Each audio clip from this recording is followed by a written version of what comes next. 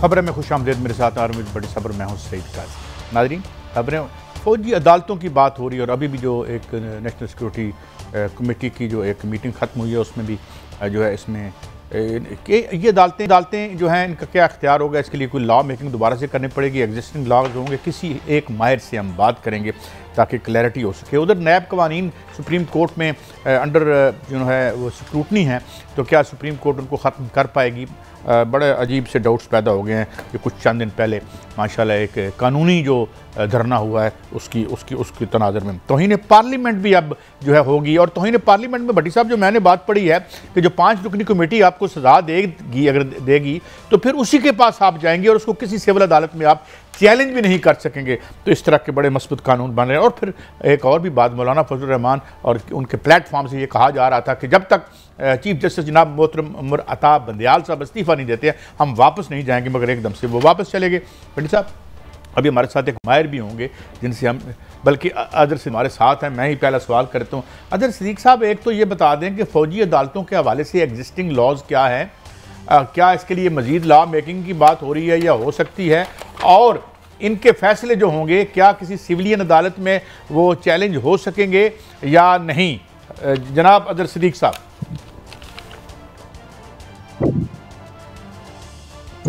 जी बहुत शुक्रिया सही साहब, आरफ हमीद भट्टी साहब। एक तो 2 तरह से बात है। एक कहा जा रहा है कि जो तोड़ फोड़ के वाकयात हैं वो जलाओ गिराओ के, उस पर आर्मी एक्ट का इतलाक होगा। तो पहले तो मैं ये क्लियर कर दूं कि 2 चीज़ों को ज़रा अलहदा करना है। उस पर पाकिस्तान आर्मी एक्ट का दूर दूर तक इतलाक हो नहीं सकता। 2 बुनियादी वजह हैं। एक तो ये है कि ये सारा आर्मी एक्ट का इतलाक वहाँ होना है जहाँ कोई फौजी अफसर होगा।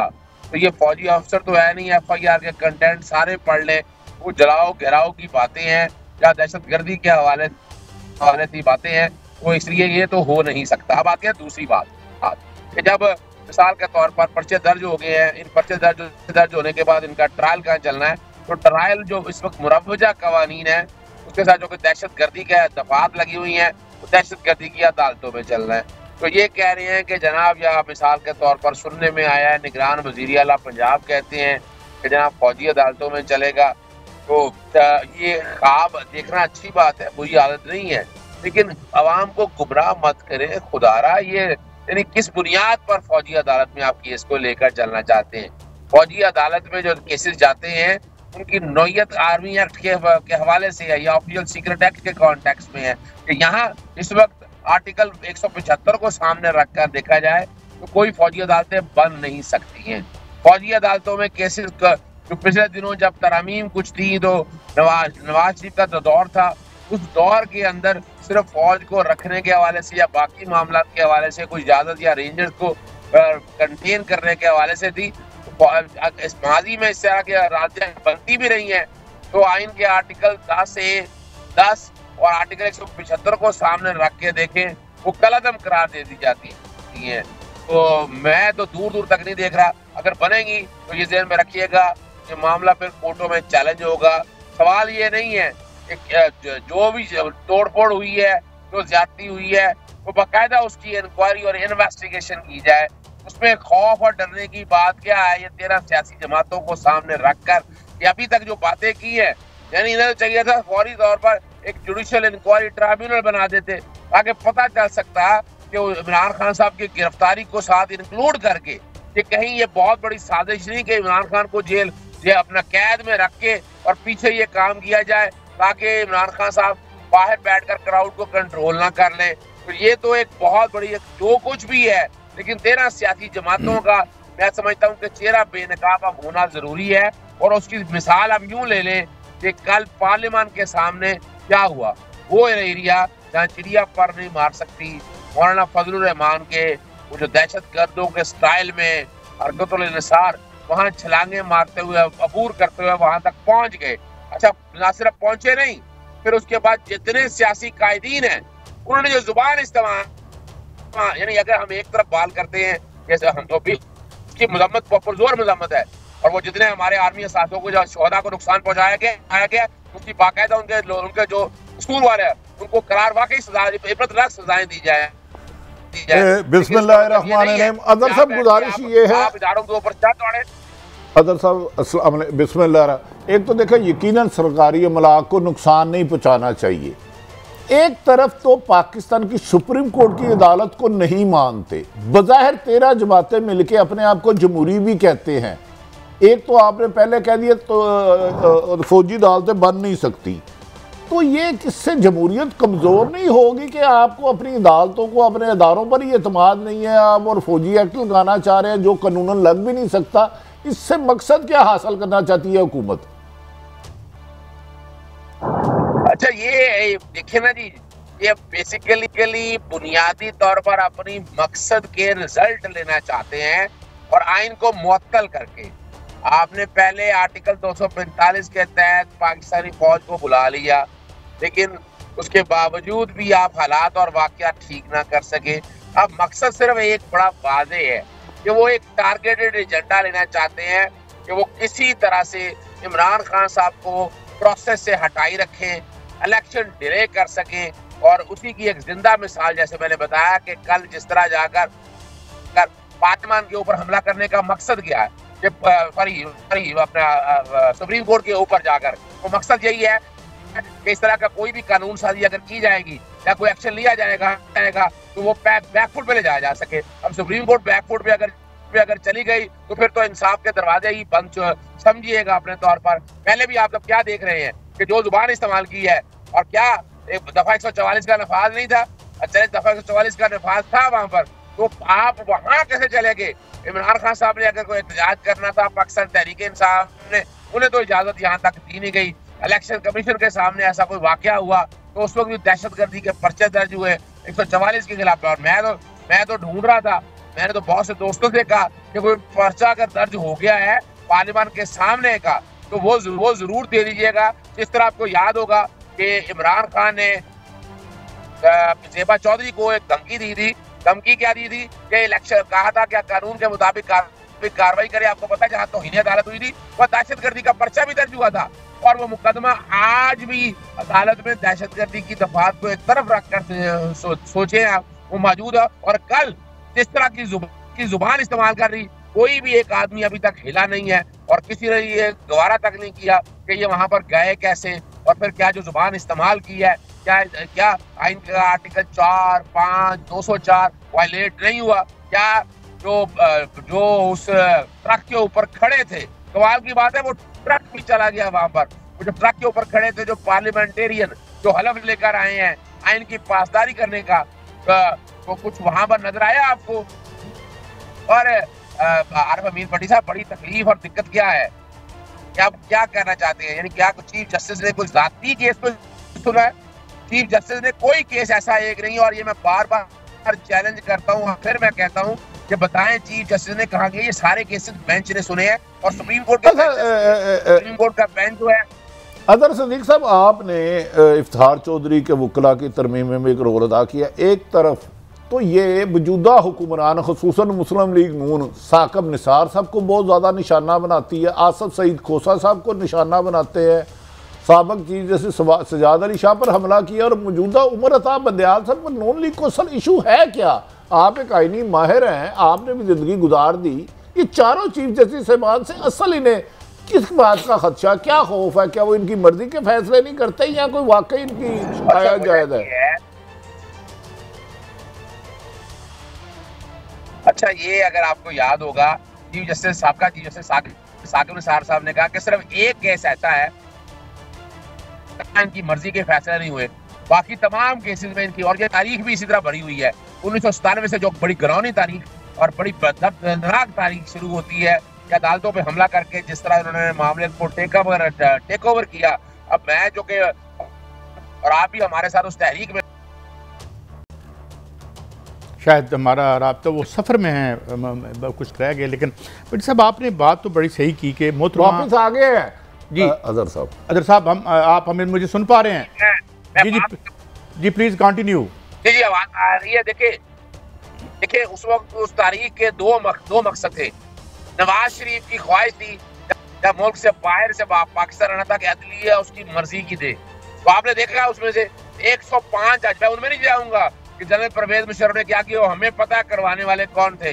और 105 जज निकालकर जज लगाए गए और वो तारीखी तौर पर उनमें से बहुत से ऐसी जज हैं जो पाकिस्तान मुस्लिम लीग नून के जानने वाले लोगों में से, सियासी वाबस्तगी रखने वालों में से हैं। तो यहाँ ये प्रॉब्लम ये हुई कि जब पनामा वाला मैटर आया तो पनामा में सुप्रीम कोर्ट अपनी उस मर्जी के मुताबिक ना चल सकी। अब यहाँ जब ये देखा उन्होंने कि ये तो हालात, ये तो हमारी अदालतें हमारी मर्जी के मुताबिक चल नहीं रही है, तो ये इसको दबाव डालने के लिए पूरी और वो अगर आप उनकी बयान नवाज शरीफ की अगर आपस में गुफ्तगू जो इनकी अभी लीक हो गई हुई है, यहाँ इस्लामाबाद के एक सहाफी ने बाकायदा लीक कर दी हुई है, जिसके अंदर वो बाकायदा बताया है कि कैसे करना है, अदालतों को बैकफुट पे कैसे लेके जाना है, इमरान खान को कैसे ठोकना है। तो ये अच्छा अदर साहब एक और रहनुमाई फरमा दे, अगर ये हुकूमत जिस तरह दावा कर रही है फौजी अदालतें बना देती हैं, अनाउंस कर देती हैं, तो क्या उसे सुप्रीम कोर्ट ख़त्म कर सकती है या उनके पास ये सुनने का अख्तियार है कि ये जायज़ है या गलत है?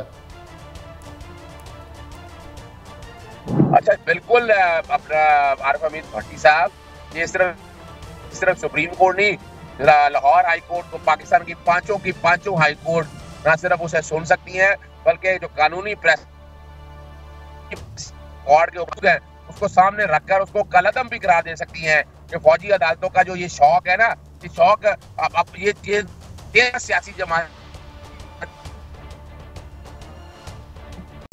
जी तो वो मेरा ख्याल है वो तो रो रही होती, वो तो परेशान हो रही होती और उनकी रूह तड़प रही होगी कि अब ये वो कौन लोग जमहूरियत से दूर दूर तक नहीं है ताल्लुक। और मैं आपके चैनल के तवज्जुह से एक बात जरूरी करना चाहता हूँ, मेरा तकादा और मुतालबा है इस हवाले से कि ये जो बाकायदा अब तौहीन अदालत की कार्रवाई मरियम सफदर और इन सब लोगों के खिलाफ बनती है क्योंकि ये जो फैसले किए सुप्रीम कोर्ट ने किया है, और जो लेटेस्ट फैसला है इसमें चीफ जस्टिस साहब इमरान खान साहब की जमानत के हवाले से मामला है, वो तो chief justice Umar Ata Bandial, justice Akhtar मिल्ला थे उसमें, जस्टिस मुनीब अख्तर, जस्टिस अख्तर मिल्ला भी उसके अंदर मौजूद थे, वो तो फैसला सुप्रीम कोर्ट ने किया और अगर वो इंसाफ वो नहीं दे रहा। बहुत शुक्रिया आपने हमें बीपर दिया भट्टी साहब ने। कुछ बातें रह गई हैं लेकिन फिर वापस आके बात करेंगे, मगर सवाल मैं आपके लिए यही छोड़े जाता हूँ कि कल सुप्रीम कोर्ट की तो कोई तौहीन नहीं हुई, जो हुआ जो आपने सुना और हमने बीपर लेके चलाया, बड़ा सर बुलंद हुआ है, हमारी इज्जत बड़ी दुनिया में बड़ी है, लेकिन क्या ये पार्लियामेंट की तौहीन क्या है? और भट्टी साहब आवाम की भी कभी तौहीन होती है या नहीं होती? ब्रेक के बाद आपसे पूछूंगा, एक ब्रेक।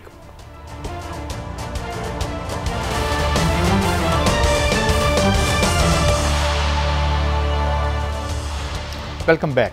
अच्छा भट्टी साहब, ये चलें फौजी अदालतों के हवाले से तो कुछ हमारी रहनुमाई फरमाई अजहर सिद्दीक साहब ने, मगर अब एक सवाल ये पैदा होता है कि इस बात पे तो दिल लहू लहू है जो इस मुल्क की जो है वो हमारी इंस्टॉलेशन और तनसीबात के साथ हुआ, लेकिन क्या ये अच्छा ना होता अगर ये इतनी PM साहब कह रहे थे कि बड़े गैर जानबदार हैं, किसी बेगुनाह को ना पकड़ा जाए, किसी गुनाहगार को छोड़ा ना जाए, तो कल क्या सुप्रीम कोर्ट की इज्जत में आप समझते हैं कि बहुत इजाफा हुआ है? जो कल की नारे थे जिस पे हमें बीप लगानी पड़ गई, तो क्या हमें क्या समझते हैं कि हम बेवकूफ़ों का एक कम्बो हैं, क्या है हम? देखिए कादी साहब, आप ज़बरदस्ती कवरेज ले सकते हैं लेकिन लोगों के दिल में नहीं जगह बना सकते। मुझे अपने फ़ौज से इश्क करने के लिए या पूरी पाकिस्तान की आवाम को फ़ौज से मोहब्बत करने के लिए, एहतराम करने के लिए किसी की तकरीर की, किसी छोटी मोटी रैली की ज़रूरत नहीं है। मैं चैलेंज करता हूँ 100% आवाम शहीद की जो मौत है वो कौम की हयात है, अपनी फ़ौज से प्यार करती है, प्यार करती थी, प्यार करती रहेगी।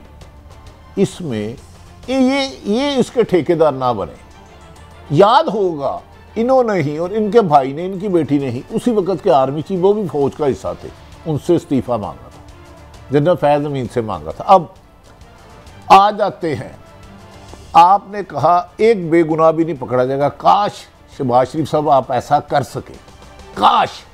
ये गलत है कह रहे हैं। अब भी हजारों घरों में गैर कानूनी औरतों के दुपट्टे माओ के बेटियों के नोचे जा रहे हैं गैर कानूनी छापों पे, जिन्होंने मेरी अदारों पर हमला किया या उनकी तनसीबात पर किया, जो मर्जी करें। हम ये किस मुंह से कह रहे हैं कि नहीं होगा? दूसरा, कादी साहब, काश आपके वज़ीर आज़म, मेरे भी वज़ीर आज़म है शहबाज शरीफ साहब, कल जब अदलिया को कह रहे थे कि तुम्हारा नामो निशान मिटा देंगे, तुम्हें अंदर घुस के मारेंगे। ये तो बड़ी नरम बातें करें आप। वो जो लफ्ज़ तुम दोहरा नहीं सकते, जो गलीज नारे लगे वो किसी टीवी ने नहीं चलाए। काश आप एज ए वज़ीर आज़म, पाकिस्तान के वज़ीर आज़म है, खाली नून लीग के नहीं, पीटीआई के मुखालिफ वज़ीर आज़म नहीं है। आपने ओथ मुल अवाम की जानो माल और आइन के तहफ़्फ़ुज़ का उठाया है। उनके खिलाफ भी आज पर्चा करवाए ना, उन्हें भी गिरफ्तार करे। अगर मेरी फौज मेरी है तो उनकी इज्जत मेरी इज्जत है, लेकिन अदलिया भी मेरी है, सियासतदान भी मेरे हैं। वो यार तुम कर क्या रहे हो? तुम हमें तकसीम दर तकसीम। दूसरा काजी साहब, मैं आपकी फेवरेट लीडर है और मेरी भी, मोहतरमा मरीम नवाज साहबा, कल जो उन्होंने जुबान इस्तेमाल की उमर अताब बंदियाल और दीगर जज के बारे में, कोई भी वह पाकिस्तानी नहीं कर सकता, करता तो इस वक्त गिरफ्तार होता। उस पर फौजी गलती कहती है गमला भी नहीं टूटा। मरीम नवाज साहबा, आपसे चंद सवाल गुजरेंगे नागवार, लेकिन करूंगा जरूर। 25 मई को इमरान खान जा रहा था, 23 मई को चादर चार दीवारी लाहौर में 22 में पामाल करती रही, औरतों के बाल खींची गए, बच्चों से फीडर छीने गए, बच्चों को पकड़ के जमीन पे मारा गया। जब इमरान खान जा रहा था तरीके इंसाफ, हजारों कंटेनर थे, हजारों कंटेनर लाहौर से इस्लामाबाद, और जमीन पे खुदाई की खाइयें बनाई गई थी। और उधर पहुंचते हुए कमो बेशतर 50,000 से ज्यादा आंसू गैस के शेल मारे गए, लातेदाद लाठियां चलाई गई, लातेदाद रबड़ बुलेट चलाई गई, लातेदाद लोग जख्मी हुए। आप जब लाहौर से निकली, यहां मौलाना फजलुर रहमान साहब मिले, आप कह रहे हैं गमला नहीं टूटा। क्या 2 दिन पहले पीडीएम के घरों में रेड हुए, एक शख्स पकड़ा गया? आपके तो डीपीओ डीसीओ आपको प्रोटोकॉल देते रहे, आपने रेड जोन का दरवाजा फलांगा तो वो आपको शाबाश देती रही इस्लामाबाद पुलिस। आपने जजों को, फैमिलियों को धमकी दी, आप पर तौहीन अदालत और आपके खिलाफ कार्रवाई होने की बजाय। काजी साहब, मैं माफी चाहता हूँ, हामिद खान साहब हमारे साथ। हामिद खान, अस्सलाम वालेकुम। वालेकुम सलाम सर। आरिफ हमीद भट्टी अर्ज कर रहा हूँ। मोहतरम, आप खैरियत से हैं? जी, अल्लाह का शुक्र है। सर, ये रहनुमाई फरमाइए, सुना है कि फौजी अदालतें बन चुकी हैं या बनाई जा रही हैं, क्या जमहूरियत में इसकी गुंजाइश है या मौजूदा? हरगिज़ नहीं, क्योंकि एक स्टेज पर 21वीं और फिर से 23वीं तरमीम आई थी, जिसमें फौजी अदालतों का आइन के तहत क़याम की वजह बता, उसमें आइन में फौजी अदालतों का एक रखा गया था कि वो बनाई जा सकती हैं, लेकिन वो दोनों ही जो तरमीम हैं वो जो है वो एक्सपायर हो चुकी हैं, वो ख़त्म हो चुकी हैं। अब आइन कोई गुंजाइश नहीं है कि फौजी अदालतें बनाई जाए। जी हाँ साहब, आप हमें सुन पा रहे हैं? कुछ आवाज़ में शायद है रखना, तो मेरे ख्याल में दोबारा ज़रा रब्ता कीजिए। जी जी जी, खान साहब, सॉरी, मैं सईद काजी अर्ज़ कर रहा हूँ। हजूर, ये ज़रा लगे हाथों हमें यह भी बता दें कि ये आज बिल पास हुआ है तौहीन पार्लियामेंट का, और उसमें जो अब तक हमारे पास रिपोर्ट्स आई हैं कि if you are convicted by parliamentary committee, अगर आपको कॉन्विक्ट करती है तो उसकी अपील भी वही सुनेंगे, और फिर उसको किसी कोर्ट ऑफ लॉ में उसके खिलाफ अपील भी नहीं है।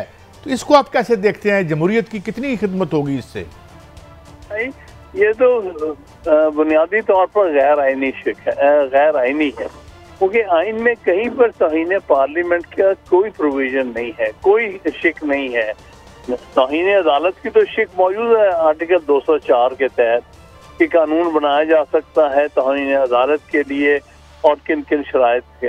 यहाँ तो कोई भी ऐसा शिक नहीं है आइन में जिसमें तौहीन पार्लियामेंट का भी कानून बनाया जा सकता है। लिहाजा ये जो कानून बना रहे हैं सिरे से गैर आइनी है और इसको स्ट्राइक डाउन कर देना चाहिए और हो जाएगा इंशाअल्लाह।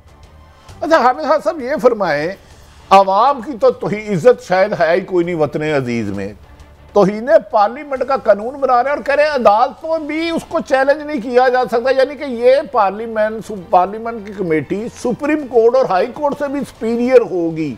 और कहते हैं वहाँ जाया ही नहीं जा सकता दादरसी के लिए। तो ऐसे में अदालतें क्या बंद हो जाएगी फिर? देखिए, ये तो बिल्कुल ही हर चीज जो कर रहे हैं, कह रहे हैं, वो आइन के मुतरादिफ है, खिलाफ है। और इसलिए मैं समझता हूँ कि इस किस्म का कानून बन ही नहीं सकता। ये इनके कानून बनाने के इख्तियारात से मुबर्रा है, लिहाजा ये बिल्कुल आइन के खिलाफ कानून बनाया है, इसकी कोई हैसियत ही नहीं है। अच्छा खान साहब, ये भी फरमा दीजिए कि ये ऑफिशियल सीक्रेट एक्ट जो है ये किन लोगों पर एप्लीकेबल है, और जो आर्मी एक्ट है क्या इसके तहत सिविलियन जो हैं वो भी ट्राई हो सकते हैं? जी नहीं, इस पर पहले ही सुप्रीम कोर्ट की 1999 की बड़ी तफसीली जजमेंट आ चुकी है 9 जजेस के बेंच की, अजमल मियाँ साहब की सरबराही में लियाकत हुसैन वाले केस में। उसमें कहा कि जहाँ कहीं कोई ऐसी क्राइम हो, कोई ऐसा ऑफेंस हो जिसको ट्राई किया जा सकता है सिविलियन लॉ के तहत बाय सिविलियन कोर्ट्स, वहाँ पर फौजी अदालतें नहीं लगाई जा सकती और आर्मी एक्ट के तहत ट्रायल नहीं हो सकती। ये बात वाजे उस जजमेंट में कर दी गई थी। अच्छा हाँ साहब, ये फरमाएं, आप सुप्रीम कोर्ट बार के प्रेसिडेंट भी रहे हैं और आपकी जिंदगी गुजरी है। कल सुप्रीम कोर्ट के बाहर सरकारी हुकूमत ने सरकारी प्रोटोकॉल में चीफ जस्टिस और सुप्रीम कोर्ट की जो तजलील की है कभी भी तसव्वुर भी नहीं किया गया, मगर उस पर हुकूमत ने कोई कार्रवाई नहीं की। अगर वकला बरादरी जजों के साथ इजहार यकजहती के लिए आइन के साथ इकट्ठे हो तो उन पर दहशतगर्दी के मुकदमे मरियम नवाज और मौलाना फजलुर रहमान को सरकारी प्रोटोकॉल, क्या ये तजाद नहीं है सुप्रीम कोर्ट के बाहर जो कल किया गया? ये बहुत अफसोसनाक है, तजाद ही नहीं बल्कि इंतहाई अफसोसनाक बात है। जिस तरह अदालतों की और सुप्रीम कोर्ट की और चीफ जस्टिस की तजलील कर रहे हैं, ये बहुत ही अफसोसनाक बात है और आइन के खिलाफ है। सो मैं ये समझता हूँ कि ये हुकूमत बहुत ही डेस्परेट हो गई है, वो खुद ही डेमोन्स्ट्रेशन करने लग गई है, क्योंकि उसकी नीयत नहीं है इलेक्शन कराने की, आइन पर अमल दरामद करने की। आइन को हर रोज जो है उसकी खिलाफ वर्जी कर रहे हैं और फिर जब उसको अदालत चेक करती है तो ये अपने आपे से बाहर हो जाते हैं। और इस किस्म की जो हरकतें कल की गई हैं, ये मेरे ख्याल में अनप्रेसिडेंटेड हैं। इस किस्म की हरकतें कि कभी कोई सियासी जमातें, खासतौर पर वो सियासी जमातें जो इक़्तिदार में हों, उनसे कभी ये तवक्को नहीं की जाती। आप as a supreme court bar के एक्स प्रेसिडेंट क्या मुतालबा करते हैं इनके खिलाफ कोई कार्रवाई कानूनी होनी चाहिए जिन्होंने सुप्रीम कोर्ट को धमकियां दी और तजलील करने की कोशिश की? देखिए, कार्रवाई करना सुप्रीम कोर्ट की मर्जी है, वो चाहे तो बिल्कुल कर सकते हैं, लेकिन ये सुप्रीम कोर्ट की स्वाबदीद होगी। मेरे नजदीक ये इस काबिल नहीं है जिन्होंने जो कल हरकत की है। नहीं, मैं कह रहा हूँ जब 144 लगी थी, क्या हुकूमत का फराइज नहीं कि वो अदलिया और वकला बरादरी का तहफ़्फ़ुज़ करे? उन्हें इकट्ठे क्यों होने दिया गया जबकि दफा 144 थी? वहाँ हुकूमत को नहीं कोई कार्रवाई करनी चाहिए थी? ये खुद अपने कानून खुद तोड़ते हैं, यही तो अफसोसनाक और शर्मनाक बात है। वे दूसरों के लिए एक कानून, अपने लिए कोई कानून। यानी अपोजिशन जो है वो तो दफा 144 के तहत 5 से बंदे इकट्ठे नहीं कर सकती, ये हजारों बंदे इकट्ठे कर सकते हैं। ये क्या बात हुई? यानी ये रूल ऑफ लॉ की बुनियादी शराइत के खिलाफ है। अच्छा सर, ये बता दें जो नैब कवानीन की तरमीम में सुप्रीम कोर्ट में अगर वो उसे स्टैक डाउन कर देते हैं तो क्या दोबारा केस खुल जाएंगे अगर सुप्रीम कोर्ट कोई भी हुक्म सादर फरमाती है कि ये आइन से मुतसादम तरमीम की गई है? देखिए, ये तो देखेंगे जब वो सुप्रीम कोर्ट की जजमेंट आती है, क्या तमाम शिकों को वो स्ट्राइक डाउन करते हैं या कुछ शिकों को करते हैं, मैं कुछ कह नहीं सकता इससे। बहुत शुक्रिया आमिद खान साहब, आपने हमें लाया। भट्टी साहब, ये तो अब मुझे पहले एक सवाल का जवाब दें, फिर मैंने कुछ फिगर्स आपके साथ शेयर करने हैं। मौलाना फजलुर रहमान साहब ने अचानक चंद लम्हे पहले तो कह रहे थे जी कि हम यहाँ से इस्तीफे लेके जाएंगे और मैं उस थर्ड क्लास ज़ुबान पे हमें ज़्यादा बात नहीं करनी चाहिए जो हुई, तो लेकिन ये अचानक क्या हुआ? अचानक काजी साहब कुछ नहीं हुआ। बड़ा सोची समझी स्कीम के तहत हो रहा है। आज हमने प्रोग्राम करना था कि जी 2 दिन हो गए हैं 14 मई को गए हुए, खुद चीफ जस्टिस ने दर्जनों मरतबा कहा कि ये हो ही नहीं सकता, हम अपने हुक्म से एक कदम भी पीछे हटे जो 90 दिन में इलेक्शन ना कराने थे। मौलाना फजलुर रहमान और हुकूमत ने जो ये कुछ किया, इमरान खान को अरेस्ट किया, मकसद था कि हुकूमत की तरफ अदलिया को इतना दबाव में लाया जाए तौहीन अदालत की तरफ ना आए। अब ना कोई ये बात कर रहा है कि 90 दिन हो गए हैं निगरान हुकूमत का इन्हीं क्या स्टेटस है, ना कोई ये कह रहा है कि सुप्रीम कोर्ट का वादिया हुक्म है 14 मई को इलेक्शन होंगे, वो नहीं हो रहा, कोई पूछने वाला नहीं। मौलाना साहब ने तो अपने मकासद हासिल कर लिए। देखें पीडीएम पे 1100 अरब के केस थे, सारे खत्म हो गए। मौलाना का समधी गवर्नर, बेटा वजीर आके थोड़ी सी जजों जुजों को धमकियां दी, अदलिया को धमकियां दी, कानून की वायलेशन की, लेकिन कानून उन पर मेहरबान है, अदारे इनके लाडले हैं। लेकिन काजी साहब मैं हुक्मरानों से सबसे ये गुजारिश करता हूँ और आपको से खुदा के लिए हमें अपनी फौज से, अपने अदारों से एहतराम करने के लिए आपकी जरूरत नहीं है। आपका माजी तो अदारों पे बड़ा गंद फेंकने वाला है। मैंने आपसे 2 मिनट अभी विक्ट्री साइन मुझे बता रहे थे कि कल विक्ट्री साइन बनाए, तो जो इनकी फतवात है मैं 2-4 आपको बता दूं, 1 मिनट में बता दूं। मैं बात बताता हूं। अभी कल की बात है कि जो हमने जो बॉन्ड खरीदे हुए हैं उस पर डिफ़ॉल्ट के ख़तरे की वजह से उस पर जो यील्ड है या जो सूद है वो बहुत बढ़ गया है, क्योंकि आलमी मंडी समझती है कि हम बहुत करीब हैं खुदा न खास्ता उसके। अच्छा वो चला गया है, मैं आपको बाद में बताता हूँ।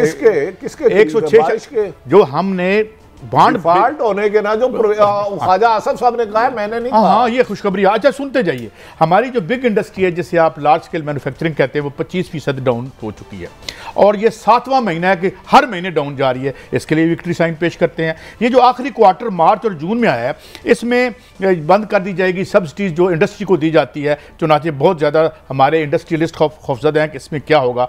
टेक्सटाइल जो हमारी सबसे बड़ी भट्टी साहब थी ना जो एक्सपोर्ट, उसमें ज़्यादा नहीं 30.74% कमी आ गई है। और एक और भी बात बताऊं, जून और अप्रैल के दरमियान ये जो हमारे बैरून मुल्क मेहनतकश हमें पैसे भेजते हैं उसमें ज़्यादा नहीं, इन 10 महीनों में 3.4 बिलियन डॉलर की कमी आई है। तो विक्ट्री साइन तो बनता है फिर भट्टी साहब, आप बनाए ना विक्ट्री साइन। काजी साहब देखें, उनका हक है, उन्हें ये तो आप 22 करोड़ अवाम की बुनियादी हुकूक छीनने की बात कर रहे हैं। ये बड़ी खबर है। ये खबर जब वज़ीर आज़म ने फरमाया, एक भी उन्होंने गरीब आदमी की बात की, एक भी कहा कि मेरे मुल्क में मेडिसिन नहीं मिल रही, 300 गुना कीमतें बढ़ गई हैं, बिजली बहुत ज़्यादा महंगी हो गई है, सिर्फ और सिर्फ हदफ था इमरान खान को किसी तरीके से सियासत से हटा दो। काजी साहब मुझे बताएं ना, आप तो आईनी नुक्ता भी रखते हैं, इलेक्शन कमीशन के दफ्तर के बाहर एक एहतजाज हुआ, इमरान खान उस एहतजाज में नहीं थे, दहशत गर्दी का इमरान खान पर पर्चा हो गया। अब मरियम साहबा से पीपल्स पार्टी और मौलाना साहब ने कल सुप्रीम कोर्ट के बाहर चीफ जस्टिस जज साहबान के खिलाफ एहतजाज किया, कोई मुकदमा हुआ?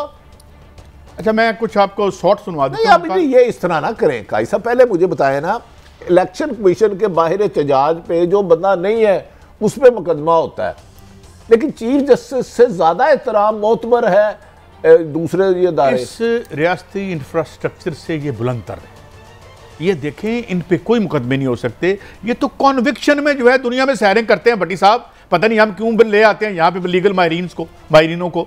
और मोनार्की है, मोनार्की बनाओ और जान छो। अच्छा आप सुने जरा क्या कहा गया। कभी किसी ने तौहीन अदालत नहीं की होगी जितनी बड़ी तौहीन अदालत इस अदालत के अंदर से उमर अता बंदियाल साहब ने की। काश ये पार्लियामेंट इदारे के अंदर से, अदालत के अंदर से तौहीन का कानून कभी बनाए तो मैं आपको गवाह बनाकर कहती हूँ, अगर इदारे के अंदर से किसी पर तौहीन लगी तो सबसे पहले उमर अता बंदियाल साहब सलाखों के पीछे होंगे। अब आप मुझे बताएं ना, यह कौन सा कानून, केड़ा कानून भट्टी साहब, लंबे हथ कानून दे फिल्म भी बनी थी जिस वतन अजीज में, जिस शहर में। अब चीफ जस्टिस को कहा है कि आप सलाखों के पीछे होंगे। काजी साहब गुजारिश है, क्योंकि आपने जो है वो हमारे ये डंडे जो हैं इनका आप एहतराम ही नहीं कर रहे। काजी साहब जिस वतन अजीज में एक काउंसलर भी मुंतखब ना हुई और मोहतरमा का एक क्रेडिट हो कि वो साबिक वज़ीर आज़म की साहबजादी है, उधर पाकिस्तान का अहम तरीन केस लगा हो और दफ़ा 144 हो, वहाँ डंडे लेके डंडा बरादर सरकारी प्रोटोकॉल रैली जुलूस जाके निकाले और ये कहे कि उमर अता बंदियाल चीफ जस्टिस के ओहदे को सदा होगी। उस मुल्क में मुझे बताएं पहले कहते थे ना पाकिस्तान जिंदाबाद, अब कहने लग पड़े हैं कुछ लोग पाकिस्तान से जिंदा भाग। ये मतलब है इस मुल्क में अगर इनके खिलाफ कल कोई कार्रवाई नहीं ना हुई तो कादी साहब फिर आइन की किताबें मैं आपको लिख देता हूँ, कोई कार्रवाई नहीं होगी। वैसे मजीद सुन लें आप। लोगों को पता चला कि उसमें असेंबली तोड़ने में सिर्फ इमरान खान शामिल नहीं था। एक सबसे बड़ा किरदार उस साजिश का इमरान का तो आपको पता चल गया, पूरी कौम जानती है। बाजवा साहब का आपको पता चल गया, पूरी कौम जानती है। सदर अलवी का आपको पता चल गया, पूरी कौम जानती है। आज मेरे से सुन लो, उस साजिश का सबसे बड़ा छुपा हुआ और घिनौना किरदार है उमर अता बंदयाल, जिसने जाहिर है असेंबली तोड़नी थी तो उससे पूछा गया ना कि असेंबली तोड़नी है तो तुम इलेक्शन दोगे। उसने कहा बेफिक्र हो कि असेंबली तोड़ो, मैं तुम्हें इलेक्शन दूंगा। अब ना इसमें फौज का इदारा बचा, क्योंकि वो हमारे साहब का काजी साहब बड़ा अफसोस है कि आप जैसे साहिब इल्म, अभी थोड़ी देर पहले शहबाज शरीफ साहब कह रहे थे हमें शहीदा से प्यार है, शहीदा तो हमारी शान है गाजियों से। उन्होंने कहा ना इसमें उस साजिश में बाजवा आर्मी चीफ थे और उमर अता बंदयाल। अगर अदलिया भी आपके शर्त से नहीं बची और एस्टेब्लिशमेंट फौज भी आपसे नहीं बची, मुझे बताएं। और हमला क्या कैसे कहते हैं काजी साहब? खुदा का खौफ करो, मरना नहीं है आपने, मरना नहीं है। अब मुझे बताएं इस मोहतरमा को अभी शहबाज शरीफ साहब वज़ीर आज़म साहब आधा घंटा फौज की तारीफें करते हैं। कमर जवेद बाजवा आर्मी चीफ किसका था? फौज के थे। उमर अता बंदयाल चीफ जस्टिस किसके है? अदलिया के। दोनों को तो उसने रगड़ दिया है। और आप मुझे बताएं कौन सा दायरा इनके शर से बचा है? मैं तो ये समझता हूँ कि जो अभी बचे हुए हैं उन्हें भी कुछ सोचना चाहिए। कौन बचा कौन है? मुझे उसका नाम दे। जरदारी की जुबान खुद काटी हुई है, जरदारी मतलब के लिए इधर है। मौलाना फजलुर रहमान ने कहा था औरत की हुक्मरानी पाकिस्तान में इस्लाम में जायज़ ही नहीं है। काजी साहब ये अपनी बोटी के लिए पूरा बकरा, सही कहा है। पाकिस्तान जिंदाबाद तो कहो, लेकिन पाकिस्तान से जिंदा भाग भी कहो। अल्लाह ताला सबको महफूज रखे। जहाँ जिस मुल्क में सुप्रीम कोर्ट के बाहर खड़े होकर फौज और अदलियात दोनों की टॉप लीडरशिप को फुल टारगेट करके मारा जाए और कार्रवाई कोई ना हो, उस पर तालियां बजाई जाए, तो उस शहर संगदिल को जला देना चाहिए। फिर उसकी राख को दीज आर ग्लेयरिंग कंट्राडिक्शंस हैं। और दूसरी बात यह है कि जो भी सीरियस माइंड या जो लोग सीरियस सेक्शन ऑफ, जब वज़ीर आज़म साहब ने अभी गुफ्तगू की, क्या उन्होंने मरियम साहिबा और मौलाना फजलुर रहमान की गुफ्तगू नहीं सुनी होगी? डू यू थिंक वो वज़ीर आज़म उनके पास? भट्टी साहब अभी मैं मौलाना की भी बात सुन लें जरा। न तुम्हें पार्लियामेंट की तजलील की इजाजत दी जा सकती है, न तुम्हें अवाम की तजलील की इजाजत दी जा सकती है। हथौड़ा गर्दी नामंजूर। आपने अगर सियासत करनी है, इस बिल्डिंग से बाहर आओ और इस मैदान में तुम भी खड़े हो जाओ, हम भी खड़े होते हैं, पता चल जाएगा। जहां हक बात कहने की जगह आएगी, जर्नैल होगा उसके साथ। भट्टी साहब इतने नारे मार रहे हैं, इन्हें डर है कि इनकी जमानतें जब्त करा देगा इस दफा इमरान खान। इलेक्शन में तो ये जाते नहीं। और एक और बात, ये किस किस इदारे के गिरोह की बात करते थे काजी साहब? जब इनकी एहतसाब की बात हुई तो इनका जो हम गिरोह करके ये डंडे लेके आ जाएंगे, मुझे अर्ज करने का क्रेजी चलेगी। उन्होंने कहा हथौड़ा गर्दी यानी कि दहशत गर्दी से मंसूब कर दिया अदलिया को। अगर इसके बावजूद भी चारे हाई कोर्ट नहीं लेती, कोई कार्रवाई करती, सुप्रीम कोर्ट भी नहीं करती, तो हम इनके लिए दिल क्यों जलाएं? मैं एक आपको बात बताऊं, हम इन एहतराम में सुबह सर इनके कलमे पड़े। और ये इस तरह ऐसा शख्स जो एक रुकन असेंबली मुंतहिब नहीं हो सका, जिसकी आवाम ने उसको शिकस्त दे दी यार, और वो हथौड़ा गर्दी खुदा ना हादसा एस्टैब्लिशमेंट के लिए यही मौलाना सब कहते रहे, नहीं कहते रहे?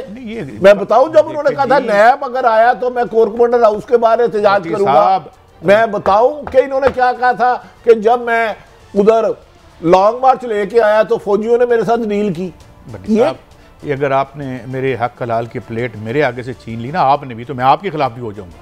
बस हमें बैठे रहने दें, बच्चे हमारे वजीर हों, हम इलेक्शन हो ना हो। तो मैं ये समझता हूँ कि सीरियसली लोगों को सोचना चाहिए।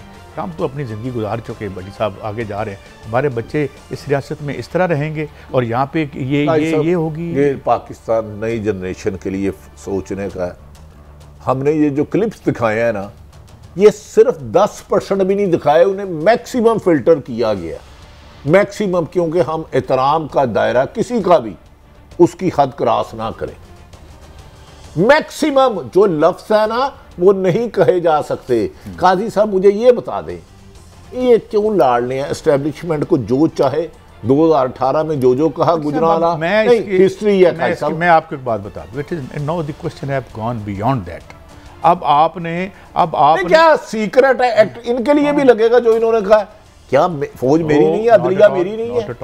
क्या अवाम के हकूक नहीं है? हकूक क्लियर कट है। हमें सरकार ने जितनी पार्लियामेंट अवाम के हकूक को तो की बेतुकीर करती है। मैं ये आपको बता दूं, ये मैसेज था ऑल एंड सन्ड्री। ये जो कानून आ गया है इसके तहत पता नहीं यहाँ पे अब दोबारा कोई गुफ्तगू हो सकेगी लोगों के राइट्स के बारे में कि जर्नलिज्म भी हो सकेगा या नहीं, क्योंकि पार्लियामेंट सारे तो पार्लियामेंट में ही सारे लोग बैठते हैं ना।